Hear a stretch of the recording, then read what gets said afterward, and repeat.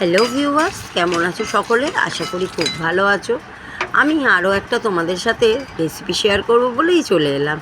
ফুচকা আমাদের সবার প্রিয়, তাই ফুচকার একটা রেসিপি নিয়ে আমি চলে এলাম যাতে আমরা ঘরেই চটজলদি ফুচকাটা বানিয়ে খেতে পারি। তো প্রথমে আমি জিরে, ধনে, শুকনো লঙ্কা শুকনো খোলায় ভেজে গুঁড়ো করে নিয়েছি। গুঁড়ো করে নেওয়ার পরে একটা পাত্রে আমি তেঁতুল ভিজিয়ে রেখেছিলাম, যেটা কি না কাটবার করে নিয়েছি। নিয়ে ওইটার মধ্যে একটু বিট নুন আর আগে থেকে বানিয়ে রাখা ভাজা মশলাটা দিয়ে ভালো করে নাড়িয়ে নেব। টেস্ট মতো নুন দেবে, আর তোমরা যদি চাও তোমরা গন্ধরাজ লেবুও দিতে পারো। আমি গন্ধরাজ লেবুটা দিইনি। এবারে দেখো একটা পাত্রে আমি সেদ্ধ করা আলু, সেদ্ধ করা ছোলা নিয়ে নিয়েছি।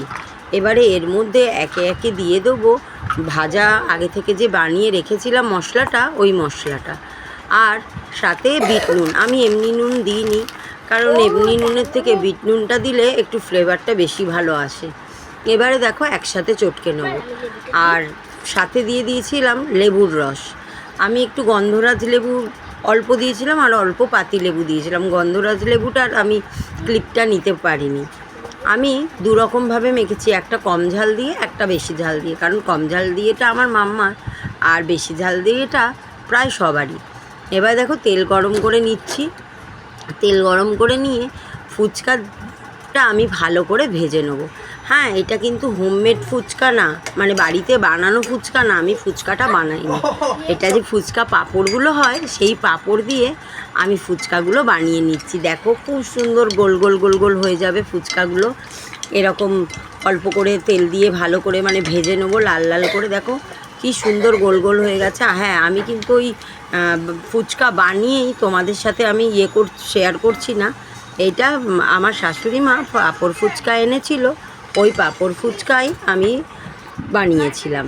তাই দেখো কি সুন্দর গোল গোল ফুচকার মতন হয়েছে। হ্যাঁ, হয়তো একদম ফুচকার মতন না, কিন্তু খেতে বড্ড টেস্ট হয়েছিল। এবার দেখো রেডি আমার ফুচকার জল আর ফুচকার মাখা আলু সমস্ত কিছু রেডি করে নিয়েছি। ভালো করে রেডি করে নিয়ে এইবারে আমি আমার মাম্মাকে একটা টেস্ট করতে দেবো। তারপরে তো আমার মাম্মা ওরা সবাই মিলে খেয়ে বলবেই।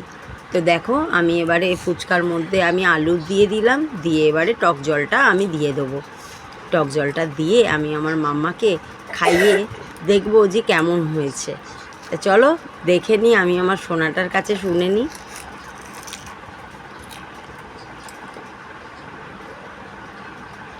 কেমন হয়েছে? ভালো, দোকানের মতো? হ্যাঁ, তোমরা একটু লাইক, কমেন্ট, সাবস্ক্রাইব করো প্লিজ।